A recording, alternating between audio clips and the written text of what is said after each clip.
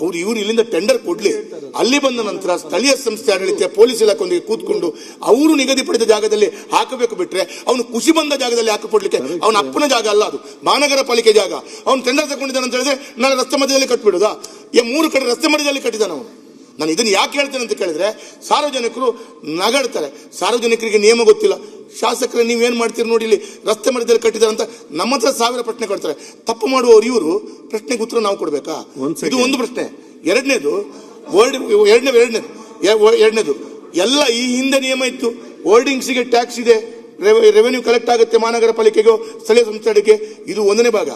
ನಾನು ಕೇಳುವಂಥದ್ದು, ಇಷ್ಟು ವರ್ಷದಿಂದ ಆ ಹೋರ್ಡಿಂಗ್ಸ್ಗಳಿಗೆ ಸ್ಥಳೀಯವಾಗಿ ಮಹಾನಗರ ಪಾಲಿಕೆ ಟೆಂಡರ್ ಕರೆದು ಯಾರು ಟೆಂಡರಲ್ಲಿ ಅತ್ಯಧಿಕವಾಗಿ ಕೋಟ್ ಮಾಡಿಕೊಂಡು ಭಾಗವಹಿಸ್ತಾರೆ ಅದು ಬೇರೆ. ಇವರು ಬೆಂಗಳೂರಿನಿಂದ ಹೋರ್ಡಿಂಗ್ಸ್ಗೆ, ಅಲ್ಲಿ ಮಂಗಳೂರಿನ ಹೋರ್ಡಿಂಗ್ಸ್ಗೆ ಟೆಂಡರ್ ಕರೆದಾಗ ಅದಕ್ಕೆ ಇವರು ಮಾನದಂಡ ಹಾಕ್ತಾರೆ. ಇವನ ಹತ್ರ ವರ್ಷಕ್ಕೆ ಇಷ್ಟು ಬಿಸ್ನೆಸ್ ಇರಬೇಕು. ಆ ಸ್ಥಳೀಯ 25 ವರ್ಷದಿಂದ ಮಾಡ್ಕೊಂಡವನು ಅವನೇನು ಮಾಡ್ಬೇಕು ಹೇಳಿ?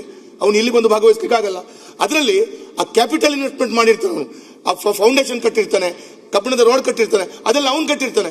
ಅವನು ಕಟ್ಟಿದ ಫೌಂಡೇಶನ್ ಮೇಲೆ ಈ ಬೆಂಗಳೂರಿನವನು ಬಂದು, ಯಾರು ತಮಿಳುನಾಡು ಬಂದು ಫ್ಲಕ್ಸ್ ಹಾಕ್ತಾನೆ, ಹೋರ್ಡಿಂಗ್ಸ್ ರೆಂಟ್ ಕಲೆಕ್ಟ್ ಮಾಡ್ತಾನೆ. ಇದಕ್ಕೆ ಕಾನೂನು ರೀತಿಯಲ್ಲಿ ಅವರು ಕೋರ್ಟಿಗೆ ಹೋಗಿದ್ದಾರೆ. ಕೋರ್ಟಿಗೆ ಹೋದಾಗ UD ಡಿಪಾರ್ಟ್ಮೆಂಟ್ನ ಮಹಾನಗರ ಪಾಲಿಕೆ ಅಧಿಕಾರಿಗಳು ಕೋರ್ಟಿನಲ್ಲಿ ಹಾಕಿದಂತ ಅರ್ಜಿಯನ್ನು ಹಿಂದೆ ಪಡ್ಕೊಳ್ಳಿ ಅಂತೇಳಿ ಅವರಿಗೆ ಥ್ರೆಟ್ ಕೊಡ್ತಾ ಇದ್ದಾರೆ. ನಾನು ಕೇಳೋದು, ಈ ರೀತಿ ಪರಿಸ್ಥಿತಿ ಯಾಕೆ ಆಗ್ತಾ ಇದೆ? ಸುಮ್ಮನೆ ಇದು ವೇದವ್ಯಾಸು ಸುಮ್ಮನೆ ಹೇಳೋದಲ್ಲ ಸಭಾಧ್ಯಕ್ಷ. ಕೋರ್ಟಿಗೆ ಅರ್ಜಿ ತಂದು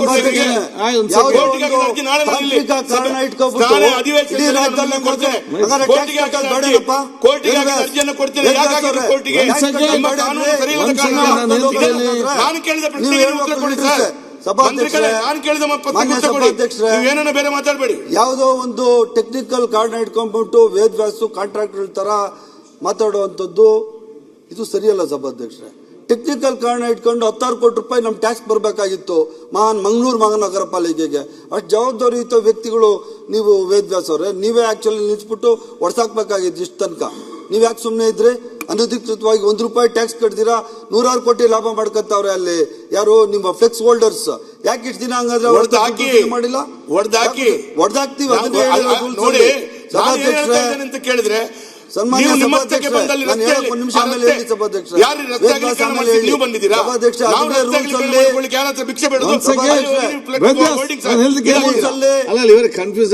ನಾವು ಅದೇ ತಗೊಂಬತ್ತಾರೆ. ವೇದವ್ಯಾಸ್ ನಿಮಿಷ, ವೇದವ್ಯಾಸ್ ನಿಮ್ಗೆ ನಾನು ಹೇಳ್ತಾ ಇರುವಂತದ್ದು ಏನು, ನಿಮ್ಗೆ ಸರ್ಕಾರಕ್ಕೆ ರೆವೆನ್ಯೂ ಆಗಬೇಕು, ರೆವೆನ್ಯೂ ನಷ್ಟ ಆಗಬೇಕು ಅಂತ ನಾನು ಹೇಳ್ತಾ ಇಲ್ಲ. ರೆವೆನ್ಯೂ ಕಲೆಕ್ಟ್ ಮಾಡಿ, ನೀವು ಬೆಂಗಳೂರಿನಿಂದ ಟೆಂಡರ್ ಕರೀತೀರಾ, ಕರ್ಕೊಳ್ಳಿ. ಆದ್ರೆ ಅಲ್ಲಿ ಆ ಬೆಂಗಳೂರಿನಲ್ಲಿ ಟೆಂಡರ್ ಕರೆಯುವಾಗ ಯಾವ ಜಾಗ ನಿಗದಿ ಮಾಡಬೇಕು ಸ್ಥಳೀಯ ಸಂಸ್ಥೆಗೆ ಗೊತ್ತಿರ್ಬೇಕಲ್ಲ. ಈಗ ಪೊಲೀಸ್ ಕಮಿಷನರ್ ಅವ್ರಿಗೆ ಗೊತ್ತಿಲ್ಲ. ನಾನು ಇಲ್ಲಿ ಕೇಳಿದೆ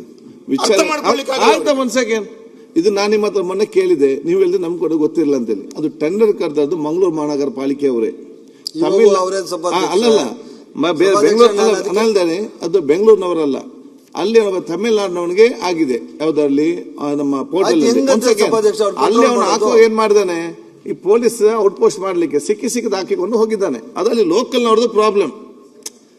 ಈಗ ನನ್ನ ಆಕ್ಚುಲಿ ಟೆಂಡರ್ ಆದದ್ದು ಮಂಗಳೂರು ಮಹಾನಗರ ಪಾಲಿಕೆಗೆ, ನಮ್ಮ ನಗರಸಭೆಯಲ್ಲಿ ಬಂದು ಅವನೇ ಹಾಕಿದ್ದ. ಅದು ನಾನು ಇಮಿಡಿಯೇಟ್ ತೆಗೆಸಿಬಿಟ್ಟಿದೆ ನೈಟಿಗೆ. PWD ಹೇಳಿ ಅವ್ರು ಕ್ಲಿಯರ್ ಮಾಡಿದ್ದಾರೆ. ಆದ್ರೆ ಇವರು ಎಲ್ಲಂತ ಹೇಳಿದ್ರೆ, ಯಾರಿಗಾದ್ರೂ ಈ ರೀತಿ ಕೊಟ್ಟಾಗ ಅವ್ರು ಎಲ್ಲಿ ಆಗ್ಬೇಕಂತ ಒಪ್ಪಿಗೆ ತಗೊಳ್ಬೇಕು. ಸಭಾಧ್ಯಕ್ಷರೇ, ನಾನು ಹೇಳ್ತಾ ಇರೋದು ವೇದವ್ಯಾಸ್ ಅವ್ರಿಗೆ ಯಾರ್ಯಾರು ಅನಧಿಕೃತವಾಗಿ ಹಾಕಿದ್ದಾರೆ ಸಭಾಧ್ಯಕ್ಷರೇ, ಯಾವುದು ಜನಗಳಿಗೆ ಅನಾನುಕೂಲ ಆಗುವಂತ ಜಾಗದಲ್ಲಿ ಎಲ್ಲೆಲ್ಲಿ ಹಾಕಿದ್ದಾರೆ, ಫ್ಲೆಕ್ಸ್ ಆಗ್ಲಿ ಅದೆಂಥದ್ದು ಪೊಲೀಸ್ ಚೌಕಿ ಆಗ್ಲಿ, ಅದೆಲ್ಲ ತೆಗೆಯುವಂಥದ್ದೇ ರೂಲ್ಸು ಸಭಾಧ್ಯಕ್ಷರೇ. ಕಾರ್ಪೊರೇಷನ್ ಎಲ್ಲಿ ಗುರುತಿಸಿದೆ ಅಂತ ಜಾಗದಲ್ಲಿ ಮಾತ್ರ ಈ ಅಡ್ವರ್ಟೈಸ್ ಬೋರ್ಡ್ ಹಾಕ್ಲಿಕ್ಕೆ ಅವಕಾಶ ಮಾಡಿಕೊಡ್ತಾ ಇದೀವಿ ಸಭಾಧ್ಯಕ್ಷರೇ. ಅನಧಿಕೃತವಾಗಿ ಯಾವ್ಯಾವ್ದು ಹಾಕಿದ್ದಾರೆ ಅವನ್ನೆಲ್ಲ ಹೊಡೆಯುವಂಥದ್ದು, ಕ್ರಿಮಿನಲ್ ಕೇಸ್ ಹಾಕುವಂಥದ್ದು ಕೆಲಸ ಸಹ ನಾವು ಮಾಡ್ತಾ ಇದೀವಿ ಸಭಾಧ್ಯಕ್ಷರೇ. ಇದರಲ್ಲಿ ಅನುಮಾನ ಬೇಡ ಸಭಾಧ್ಯಕ್ಷರೇ. ನಾನು ಏನು ಹೇಳಕೊಟ್ಟೆ ಅಂದ್ರೆ ಸಭಾಧ್ಯಕ್ಷರೇ, ಯಾವುದೋ ಒಂದು ತಾಂತ್ರಿಕ ಕಾರಣ ಇಟ್ಕೊಂಡು 100 ಕೋಟಿ ನಷ್ಟ ಆಗಿದೆ ಸಭಾಧ್ಯಕ್ಷರೇ. ನಮಗೆ ಅಡ್ವರ್ಟೈಸು ಮಂಗಳೂರು ಅಂತ ದೊಡ್ಡ ಮಟ್ಟದಲ್ಲಿ 1 ರೂಪಾಯಿ ಟ್ಯಾಕ್ಸ್ ಬರ್ತಾ ಇಲ್ಲ ಸಭಾಧ್ಯಕ್ಷರೇ ನಮಗೆ.